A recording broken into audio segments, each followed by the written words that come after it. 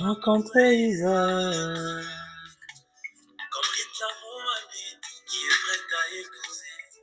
Son prince Boaz.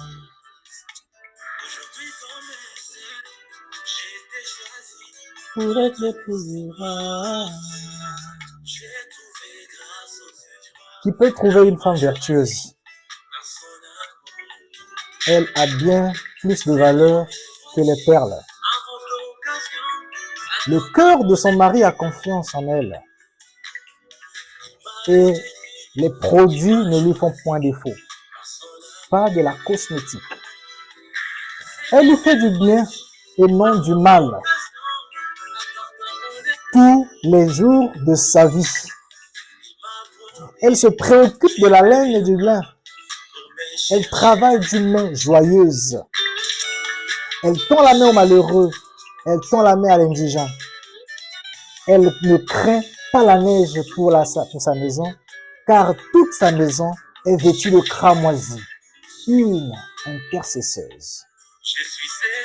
Elle se fait de couvertures. Elle a des vêtements de fin lin, de pourpre, les œuvres. Son mari est considéré aux portes. Elle honore son mari. Son mari est considéré aux portes lorsqu'il siège avec les anciens du pays. Elle ouvre la bouche avec sagesse. Et des instructions aimables sont sur sa langue. Elle veille sur ce qui se passe dans la maison. Et elle ne mange pas de pain de paresse. Veillez sur ce qui se passe dans la maison. Elle ne divulgue pas les secrets de la maison. Elle veille, car elle ne mange pas de pain de paresse. Ses fils se lèvent et la disent heureuse. Son mari se lève et lui donne des louanges. Plusieurs filles ont une conduite vertueuse, mais toi, tu les surpasses toutes. La grâce est trompeuse, la beauté est vaine, la crainte de l'Éternel est celle, la femme qui craint l'Éternel est celle qui sera louée. Récompensez-la du fruit de son travail, et qu'aux portes de ses œuvres, et que les portes de ses œuvres la louent. Honneur à toi, femme vertueuse.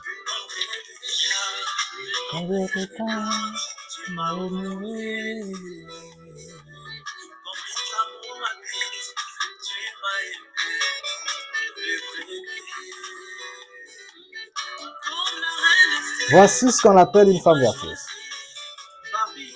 Alors, ce soir, nous allons approcher un thème.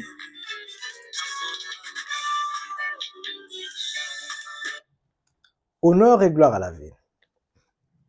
Ce soir, nous allons aborder un thème. Nous l'avons intitulé le mystère de la femme. Et pourquoi nous sommes arrivés à ce thème? C'est après beaucoup de discussions entre amis. Parce que vous avez en face de vous, je dirais, un jeune. Il y a un adage, je commencerai par là, un adage qui dit « Si jeunesse savait ». Je reprends, « Si jeunesse savait » et vieillesse pouvait. Cet adage montre que la jeunesse peut. Ça veut dire la jeunesse a la force, la capacité. Malheureusement, la jeunesse, il lui manque le savoir, la sagesse. Et à la vieillesse, on trouve de la sagesse, malheureusement, plus de force.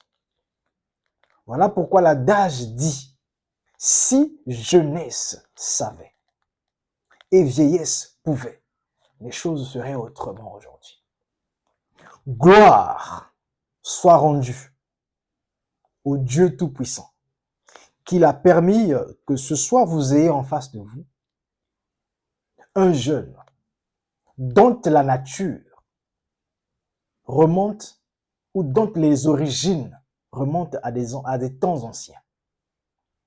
Un jeune, non pas seulement jeune par l'âge, mais qui a compris certains éléments du fait de l'expérience. Et je veux vous partager ceci. Ceci pourrait aider quelqu'un avant de s'y engager. Nous allons déballer ce soir le mystère de la femme. J'ai discuté avec certains de mes amis. Certains amis se disent hommes de Dieu et autres, comme on le dit dans un langage courant, hommes de Dieu. D'aucuns pensent que pour résoudre le problème du fait qu'on trouve sur la surface de la Terre plus de femmes que d'hommes, il serait mieux ou il serait louable de penser à la polygamie, qui est une possibilité. Nous n'avons malheureusement pas seulement écouté, nous avons fait des statistiques, nous avons fait des recherches, et les données statistiques que nous avons reçues nous ont confrontés à certaines réalités qui montrent que c'est vrai, ça semble être vrai, mais c'est pas vrai. Voilà. Donc, les femmes ne sont pas plus que les hommes. Donc, les données statistiques que nous avons, par devers nous, datant de 2025, prouvent que la population mondiale tourne, sinon est autour de 8 milliards, 23 millions, quelque chose comme ça, si j'ai bonne mémoire. Et en termes de pourcentage, les femmes sont autour de 47 à 48%, et les hommes autour de 51, quelque chose comme ça. 50 ou 51%. Ce qui montre que les hommes seraient légèrement. Mais pourquoi la théorie de plusieurs femmes, peu d'hommes? Simplement parce que à un certain âge, à une certaine tranche d'âge, nous constatons que les hommes meurent vite. Que la population que nous retrouvons à cette tranche d'âge-là est plus féminine.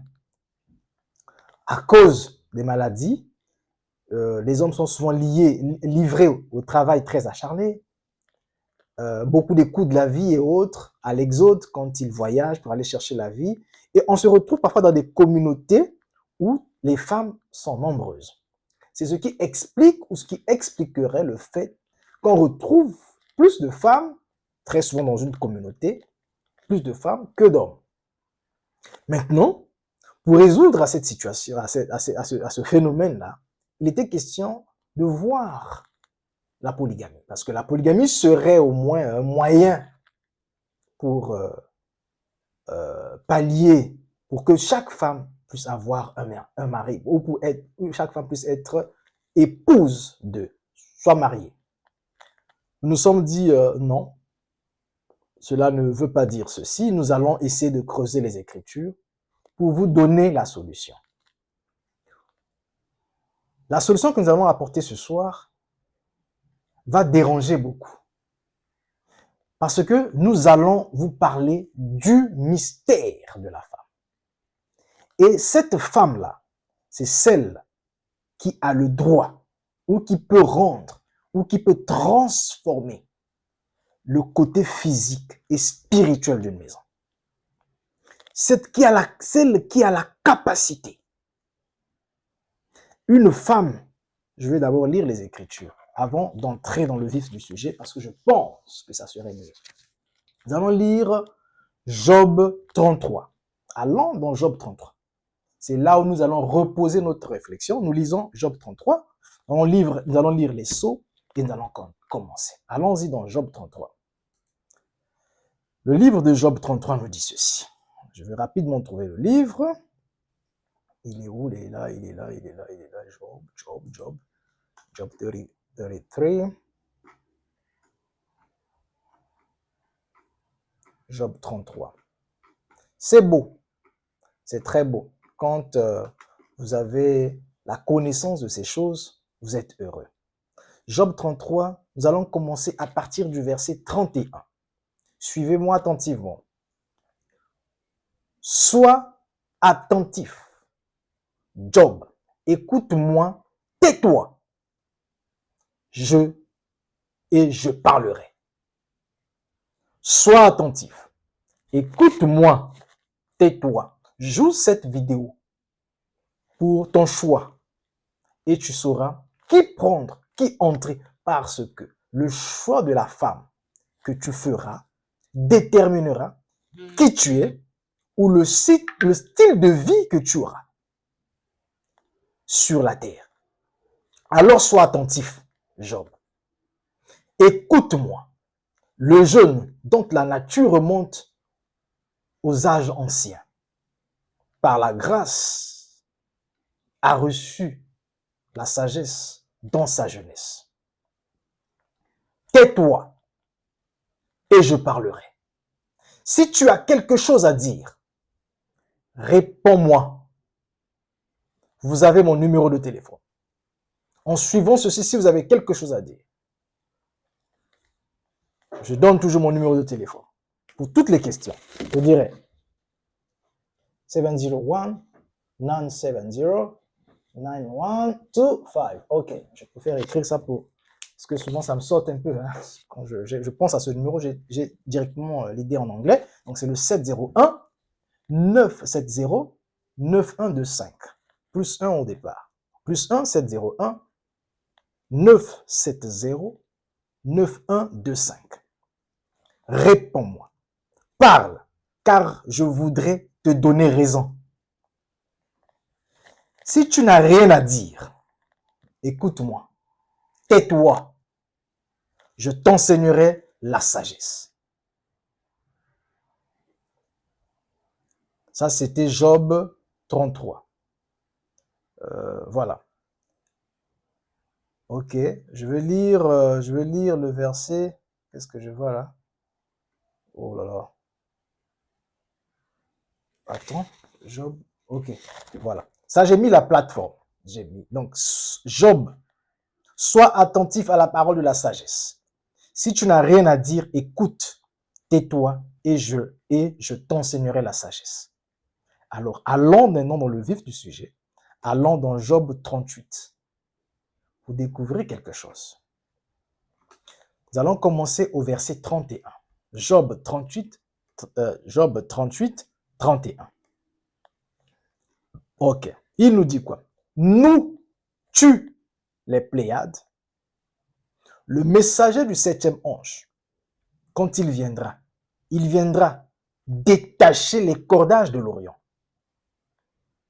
Parce que dans Ésaïe et dans le livre d'Apocalypse, on a vu quand il ouvrit le premier seau, il y a eu des seaux. Tout était noué. Les Pléiades étaient nouées. Alors, la question est posée à Jean et à Job. Nous-tu les Pléiades? Détaches-tu les cordages de l'Orient? Quand il viendra, il doit détacher les cordages de l'Orient. Fais-tu paraître en leur temps les signes du zodiaque? Et conduis-tu la grande ours avec ses petits? Connais-tu les lois du ciel? Règles-tu son pouvoir sur la terre? Nous allons nous attarder, le verset qui attire notre attention, c'est le verset 33 qui dit « Connais-tu les lois du ciel?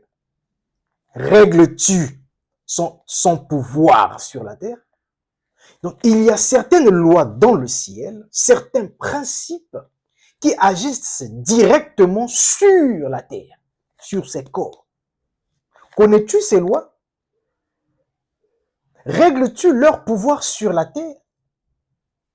Asseyez-vous et je vous enseignerai. Nous allons lire ce que maintenant je pourrais dire le sage de l'âge a révélé. Je vais prendre rapidement le livre des Sceaux, le 6e sceau, au paragraphe 120 Je suis en train de mettre la toile de fond. Et nous allons rentrer. Il n'y a plus de sang sur le trône. Connais-tu les lois du ciel? Il n'y a plus de sang sur le trône. Dans le sanctuaire du tout. Il n'y a plus de sang sur l'autel. Le sacrifice a été retiré. Il ne reste plus que la fumée, des éclairs et le jugement à l'intérieur. C'est exactement ce qui est déversé ici ce soir. Vous voyez, l'agneau n'est plus sûr. Connais-tu les lois du ciel? Règles-tu leur pouvoir sur la terre? L'agneau n'est plus sûr. Son œuvre de médiation est terminée. L'œuvre de médiation sur le trône là-bas est terminée.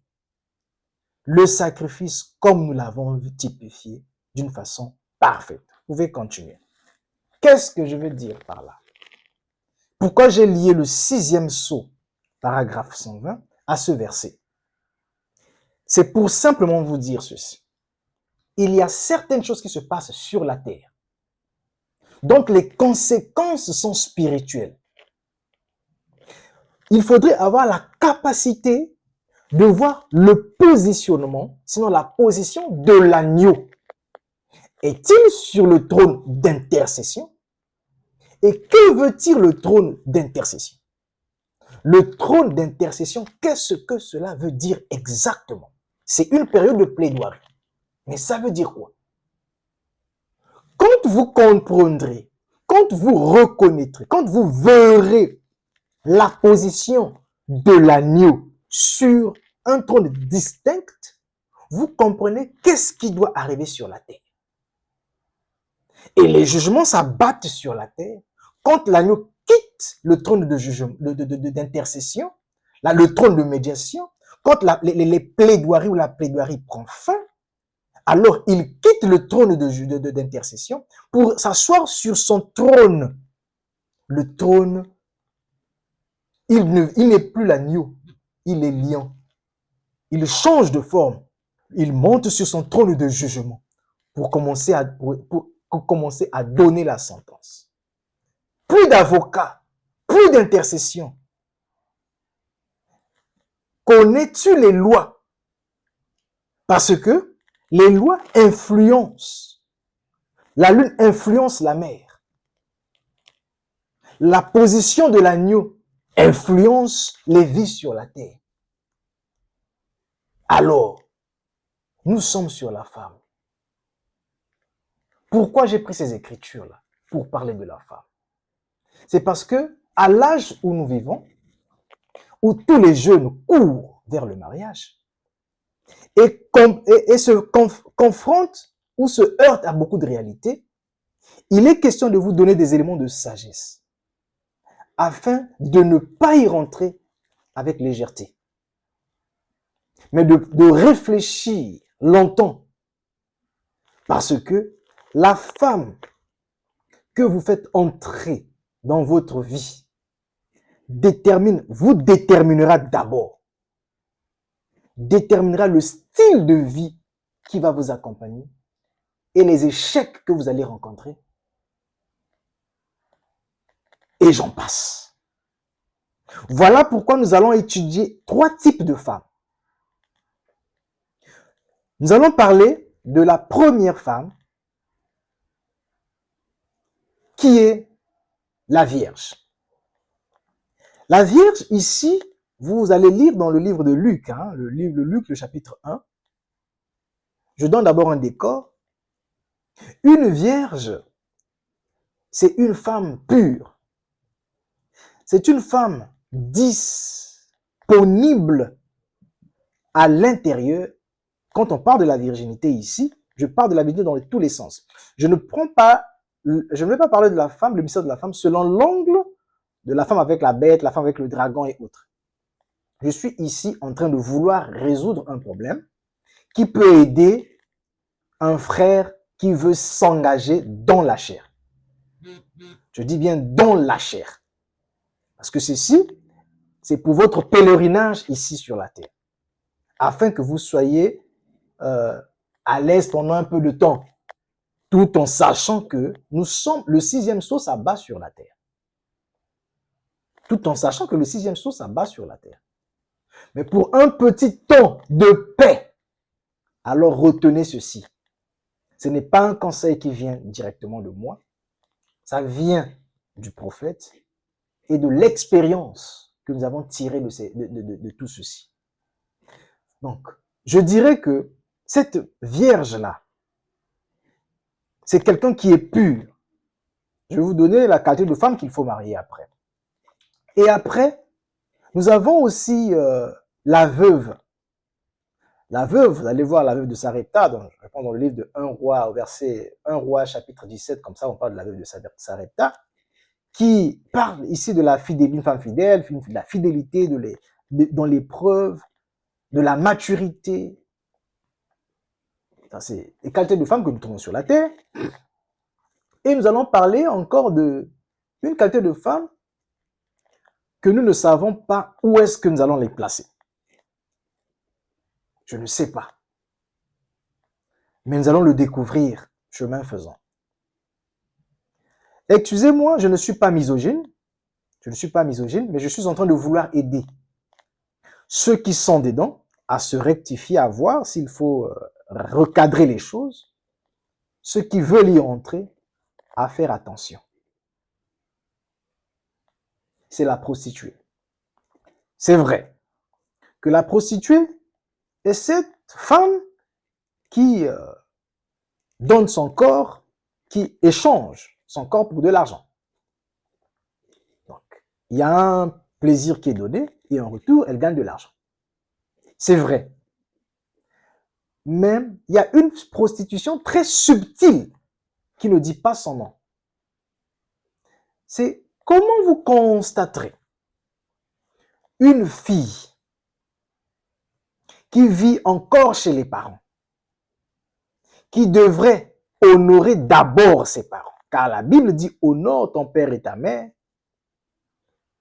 pour que tu sois heureux et que tu vives longtemps sur la terre. Mais pendant cette période-là, je ne suis pas misogyne, mais elle entreprend certaines relations jusqu'à perdre sa virginité. Comment vous expliquerez ça? Cela prouve à suffisance que cette femme est une prostituée. Alors, je veux rentrer dans le mariage. Il y a beaucoup de femmes. Qu'est-ce que je dois faire pour me marier? Je vous dirai, c'est simple. La première des choses qu'il faut savoir, il faudrait, on connaît les conseils qu'on nous donne. Vérifier la femme. Si elle est née de nouveau, tout ça vous connaissez, mais je vais rentrer dans des éléments pratiques et après je vais lire les Écritures. Une femme, ne pensez pas que toutes les femmes que nous voyons dans les rues sont des femmes. Elles ne sont pas des femmes. Les femmes qui peuvent être mariées sont les femmes que nous venons de citer ici. Nous venons de citer cette femme-là, cette femme vertueuse, qui loue son mari. Nous allons découvrir cette femme qui fait honneur. Mais les autres femmes que vous verrez à gauche et à droite, comme on dit que les mondes est rempli de femmes, ce ne sont pas des femmes. Ce ne sont que, donc, la plupart des temps que les mariages sont organisés, ce qu'on appelle mariage, ce n'est que le fait de vouloir légaliser un acte. Voilà. Je veux légaliser un acte au vu et au su de tout le monde, sachant que non, j'ai payé la dot, je suis allé à la mairie, tout ce que vous voulez, je suis allé à l'église, pour légaliser cet acte-là. Voilà, vous comprenez l'acte dont je parle. Voilà, on fait ce tapage. Et on se retrouve avec des femmes dans des foyers qui ne sont pas des femmes, qui ne devraient pas être là. Parce qu'une femme qui doit être mariée, Dieu a tellement fait confiance à la femme qu'il lui a donné 3 vertus. Dieu a tellement fait confiance à la femme. Il dit non. Cette confiance partait du fait que c'est elle qui porte la vie. C'est vrai, le germe de la vie provient de l'homme. Mais c'est elle qui la garde, la consolide, la nourrit pour que cette vie évolue. Dieu a tellement fait confiance à la femme qu'elle lui a donné 3 vertus sacrées. 3 vertus sacrées qu'elle ne devrait jamais perdre. C'est comme cette femme qui avait perdu l'un des drachmes. Quand son mari est parti, il fallait chercher parce que s'il revenait et qu'il n'avait pas trouvé cette perle perdue, elle devrait être répudiée. Donc, la femme est dotée depuis sa naissance de 3 vertus sacrées. La première vertu est la féminité sacrée. La deuxième vertu, c'est la virginité sacrée. Et la troisième vertu est la maternité sacrée. Une femme devrait avoir des enseignements selon lesquels, quand un homme se présente pour payer son prix de rachat, ce qu'on appelle en Afrique la dot, qu'elle soit en mesure de dire à cet homme, monsieur, étant dans la maison de mon père, je ne me suis pas prostituée. Voici les valeurs que j'ai conservées pour toi. Je t'offre ma reconnaissance. Je t'offre ma virginité. Je t'offre ma féminité. Et je t'offre ma maternité. Et en retour, quand la féminité est offerte, la maternité, je dirais la virginité est offerte, la maternité est offerte, alors le caractère sacré qui régit le couple ou qui garde le couple dans une forme de consolidation, c'est la féminité. Or, nous allons lire le frère Branham. Qu'est-ce que la science a fait aujourd'hui? La science est venue affronter la féminité. La féminité. Pourquoi? Elle a pris l'éducation. Nous ne sommes pas contre l'éducation. Mais elle a pris l'éducation. Elle a modifié. Voilà pourquoi les femmes, au lieu de se tourner vers la parole, elles vont vers les influenceuses. Ces femmes remplies des esprits, je ne sais comment, afin de dérouter. Comme elles-mêmes, elles sont déroutées, elles cherchent celles qui sont déroutées pour se dérouter. Au lieu de repartir vers la parole, non, elles vont dans les réseaux sociaux pour chercher qu'une certaine influenceuse me raconte du n'importe quoi, ce qui ne remonte même pas aux règles et aux principes de la Bible. Donc, une femme qui devrait être épousée, une femme qui peut, on l'appelle épouse, et ces femmes-là ne sont pas nombreuses, elles ne sont malheureusement pas nombreuses. Vous n'en trouverez pas, ça ne court pas les rues. Ça ne court pas les rues. Les femmes qui courent les rues sont des femmes hollywoodiennes. Parlons des femmes hollywoodiennes qui passent leur temps dans le make-up, à se maquiller, à paraître, voilà, dans le paraître, qui sont dans, excusez-moi, je dirais encore, je ne suis pas contre, je suis pour les femmes très éduquées aussi, mais qui passent leur intérêt de vie à l'éducation, donc à détruire la féminité. Et pourtant, c'est cette féminité qui devrait honorer un homme.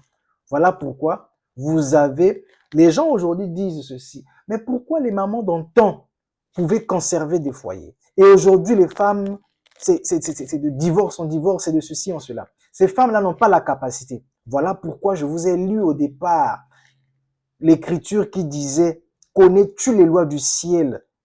C'est quand l'agneau était encore sur le trône d'intercession, pendant les âges de l'Église, cela influençait aussi la nature de nos femmes sur la terre. Voilà pourquoi à cette époque, on pouvait avoir beaucoup de femmes qui avaient ces valeurs. Ces valeurs parce qu'on marie de la valeur, pas le corps physique. S'il y a beaucoup de corps dans les maisons, et c'est du n'importe quoi. C'est du n'importe quoi. Mais les valeurs, quand on retrouvait là-bas, oui, c'est parce que l'agneau était encore sur son trône d'intercession. Et il n'y avait pas encore eu l'union. L'union invisible, c'était pas encore, l'union n'avait pas encore été célébrée. Parce que l'union est célébrée une fois que les âges de l'Église sont terminés, alors Eliezer unit Rebecca à Isaac. Et quand Eliezer a uni Rebecca à Isaac, le vrai mariage a lieu, automatiquement, l'agneau quitte le trône d'intercession, il est sur le trône de jugement, et voilà le 6e sceau s'abattre sur la terre, que du chambardement. Voilà pourquoi on retrouve ces qualités de femme, où jusqu'à un certain âge, vous êtes surpris de voir, mais qu'est-ce qui se passe? Est-ce que, mais dans ce désordre-là, qui peut trouver une femme trouvera le bonheur.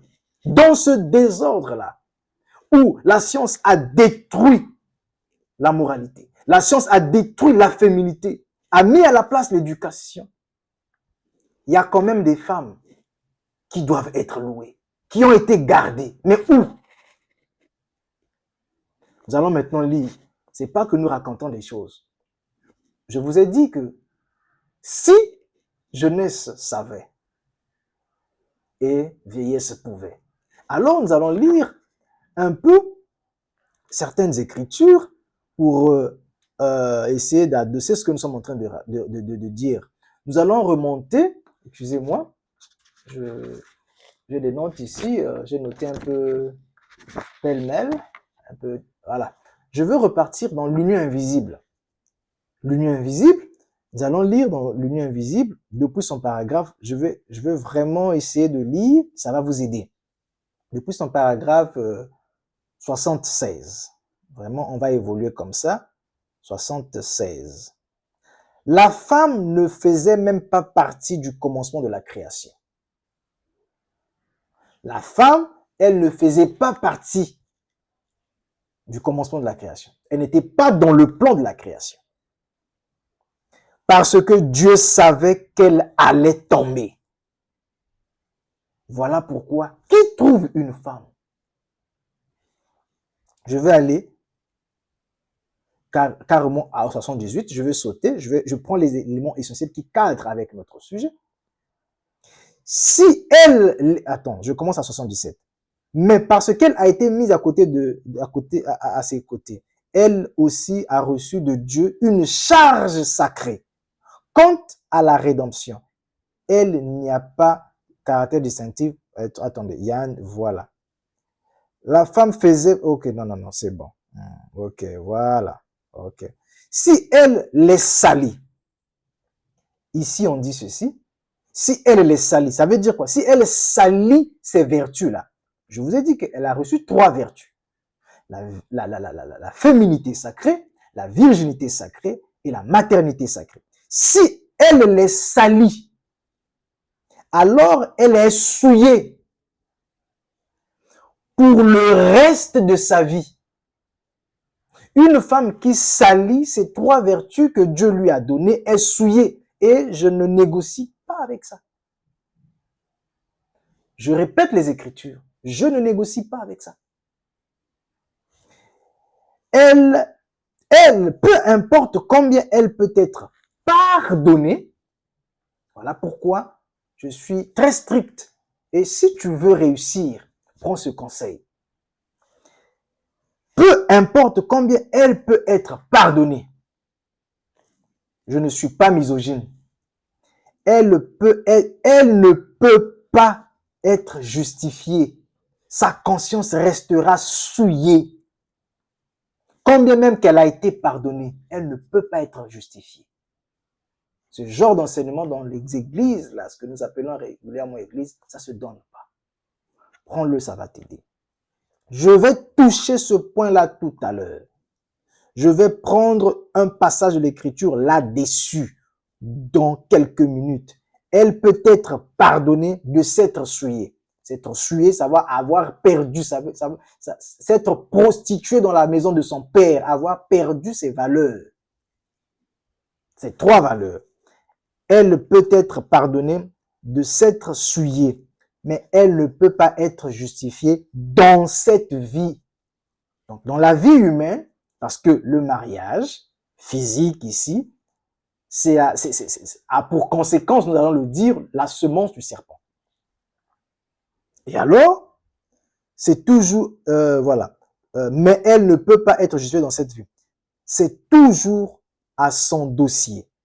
Remarquez donc, c'est ce qui lui a été confié, elle pourra être pardonnée, mais pas justifiée. Dieu a tellement fait confiance à la femme, je répète toujours ça, qu'il lui a donné.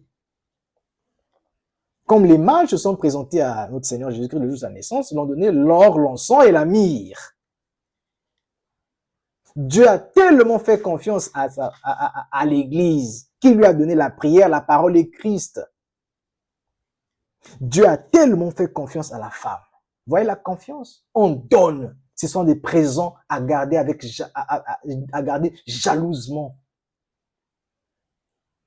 La virginité sacrée, la maternité sacrée, la féminité sacrée.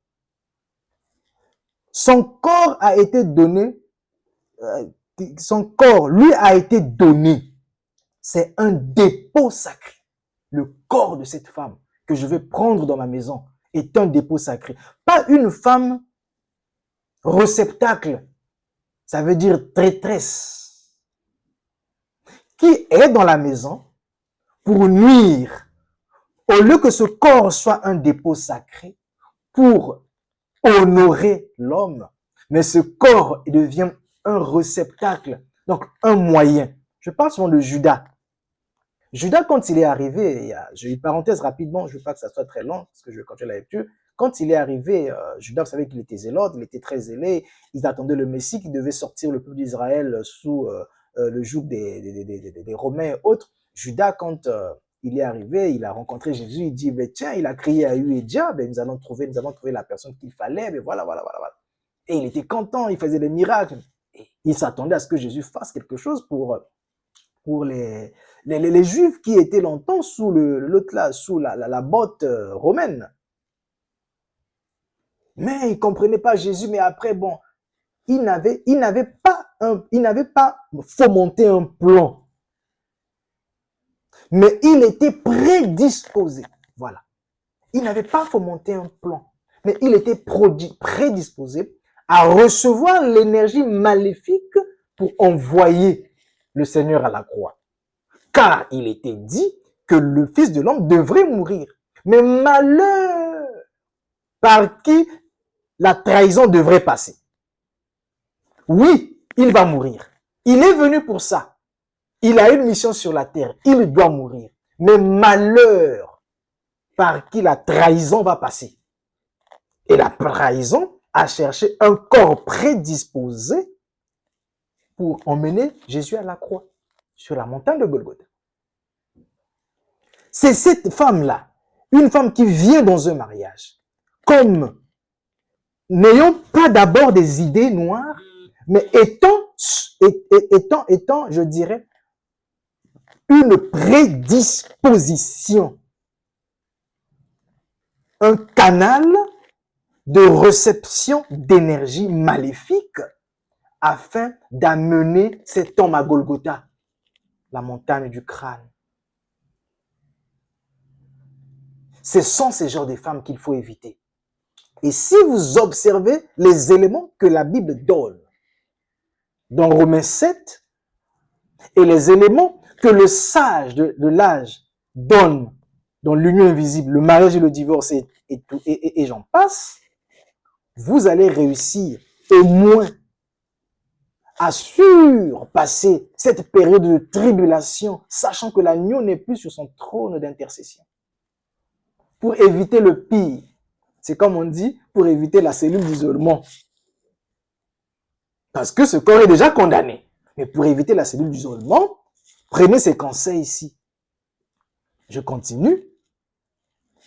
Maintenant, voici un point sur lequel vous ne serez pas d'accord. Beaucoup d'entre vous, les théologiens, ça c'est sur Caïn et Abel, je passe. Remarquez alors, nous voyons que son corps est le terrain d'ensemencement.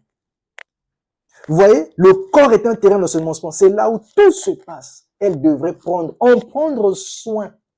Pourquoi? C'est pour faire honneur, pas pour être un traître. Oh Lucifer! Le mal fut trouvé en toi. Nous continuons.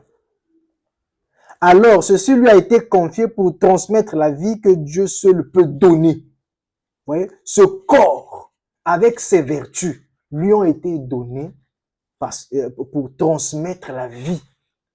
Donc, vous voyez un peu, elle a été élevée parce que seul Dieu peut donner la vie. Son mari peut porter le germe, c'est ce que je venais de dire, mais c'est Dieu qui produit la vie. Le mari peut porter le germe, mais du fait que c'est elle, vous voyez un peu la responsabilité que devraient avoir nos femmes ou la responsabilité que devraient avoir les parents dans l'éducation, dans l'orientation de nos jeunes filles, afin que celle-ci soit la couronne, soit au service, car celle qui doit être mariée, elle doit perdre sa volonté. Elle doit être conduite, elle doit accepter d'être conduite. Elle doit s'attendre à son mari. Comme l'Église s'attend à Christ. Est-ce possible aujourd'hui de trouver ça avec l'éducation qui est venue carrément bousiller la féminité? Je continue. Je peux citer ici 3 choses auxquelles elle ne doit pas déroger. Nous avons cité les 3 choses. Maintenant, ce que je dis, voilà, ça c'est, nous avons déjà cité les choses. Même si elle fait quelque chose de mal, elle doit le confesser à son mari. Ça, nous avons cité. Je pars, remarquez donc, elle a un dépôt sacré, une vertu qui lui a été confiée par le Seigneur. C'est Dieu. Faut retenir ça. Ces femmes-là on lui a confié quelque chose. Je continue. On regarde et on voit sur ces écrans des vedettes de cinéma, tout ce qui se passe là. Si les femmes sont maintenant, elles se racontent sur TikTok, sur Facebook, sur whatever, I don't know. Je continue, j'en passe. Maintenant, regardez l'église de l'esprit. J'en passe. L'élément qui attire encore mon attention ici, c'est le 90. Alors que la science, j'ai dit que je ne suis pas contre la science, j'utilise d'ailleurs la science pour faire ces vidéos, j'utilise l'éducation pour structurer mon langage, je ne suis pas contre la science. Mais je veux dire quelque chose, l'un des buts pour lequel la science a toqué à la porte de nos sœurs. Lorsque la science, l'instruction et toutes ces choses sont carrément contraires à Dieu. Non, alors que la science, l'instruction et toutes ces choses sont carrément contraires à Dieu. Tout le système de civilisation que nous avons actuellement est carrément antichrist. Qui est cette femme-là qui peut écouter son mari? Parce que le système est antichrist. Et les femmes se livrent au système. Ce système qui est pourtant antichrist. Il dit, le système de l'éducation est antichrist. La civilisation est antichrist. Elle est contre Dieu. Vous dites, contre la civilisation, un de ces jours, Dieu aura une civilisation où la mort n'aura plus de place. Cette civilisation moderne vient de Satan. Je vais vous le prouver si le Seigneur le veut. Ce soir, par toute la Bible. Toutes ces choses sont de Satan. Notre civilisation n'inclut rien. Elle a été féminine. Et elle a cette féminité qui est sacrée. Vous voyez ici, elle a cette féminité qui est sacrée. Donc, l'éducation, la science, tout ceci vient frapper à la porte de nos sœurs pour détruire une grande vertu. C'est la féminité. Parce qu'une fois que la féminité est brisée et détruite, la femme peut se faire tout. Et vous allez observer comment le 6e sceau va s'abattre. Ce n'est pas étonnant que les hommes se conduisent comme ça. Je le dis, c'est le sage qui le dit. Ce n'est pas étonnant que les hommes se conduisent comme ça. La méconduite des hommes ou la mauvaise conduite des hommes est due au fait que, il dit ici, ce n'est pas étonnant que les hommes se conduisent comme ça avec les femmes. C'est parce que les femmes se conduisent comme ça avec les hommes. Légères, plus de féminité. À tous les sens, dans tous les sens. Elles se caractérisent par des choses, voilà. Il y a beaucoup à dire. Je pense que j'avais noté les paragraphes ici. Voilà. Voilà un peu ce que je tenais à donner comme conseil. Maintenant, c'est un conseil pratique maintenant. Je vous ai montré que ce n'est pas la polygamie qui viendrait aider à ce que chaque femme trouve un homme. Non. Toutes les femmes ne sont pas mariables. Parce que ce ne sont pas des femmes. Ce que nous marions, c'est le caractère. C'est cette femme-là qui a reçu de ses parents, qui a reçu de la communauté, qui a reçu des systèmes éducatifs de valeurs, les enseignements de manière à conserver un caractère qui physiquement s'exprime par la maternité, la féminité et la virginité. Et cette femme-là, ces genres de femmes, vous allez me dire, mais comment faire pour les retrouver? Purifiez-vous. Parce que vous allez émettre une énergie. Vous allez créer en vous une profondeur qui va attirer une profondeur de la sorte. Purifiez-vous. Vous allez attirer. Ça veut dire, dans le mystère de la prière, nous allons vous apprendre comment vous connecter à cet être-là. Et comment vous allez marcher avec cet être, ce que les églises appellent Dieu. Nous allons entrer là-bas dans le mystère de la prière. Une fois connecté, il va vous aider à éviter le pire. Et un conseil, je donne ça à tout le monde. Parfois, quand je discute, je dis, si vous voulez, il faudrait prendre c'est vraiment, ça fait mal parfois, j'ai du mal à le dire, mais bon, c'est un conseil. Il faut prendre une femme dont l'âge, je ne veux pas donner l'âge, mais je sais que les lecteurs connaissent l'âge. L'âge qui a dans sa chair l'âge de la théophanie. Vous connaissez l'âge de la théophanie, les grands lecteurs connaissent l'âge de la théophanie. Approximative, je dirais. Une femme dont les années sur Terre tournent autour de l'âge de la théophanie. Parce que c'est dans cette période-là où celles qui ont été bien éduquées ont un esprit pur. Et dans ce jardin vierge, pur, vous aurez la possibilité de s'aimer. Pas un terrain qui a déjà été souillé. Et vous n'allez pas seulement combattre avec les situations de cette dame, mais vous allez aussi vous battre avec son passé. Donc, pour ce faire, moi je conseillerais que je dirais d'abord que la polygamie n'est pas une solution. Ça résout seulement, excusez-moi, l'appétit sexuel. Oui, ce n'est pas une solution. C'est une solution si vous voulez prendre ça dans ce sens-là. Mais le conseil que moi je donne, moi je ne suis ni pour la polygamie. Déjà, vous avez suivi mes enseignements sur ça, sur le vrai mariage. Je pourrais revenir parce que malheureusement, notre chaîne aussi a été piratée. On a effacé tous les enseignements que j'ai publiés. Je suis en train de travailler avec YouTube. S'il peut vraiment me retrouver mes enseignements. Nous avons parlé sur le mystère du vrai mariage. nous n'étions ni sur la polygamie ni sur la monogamie, parce que les deux sont des faux mariages. Parce que le vrai mariage, c'est celui qui a uni Christ et l'épouse. Donc, une fois que les deux entités sont unies, le mâle et la femelle sont unis, vos mariages terrestres là sont des ikabodes. Moi, je ne suis pas là-bas.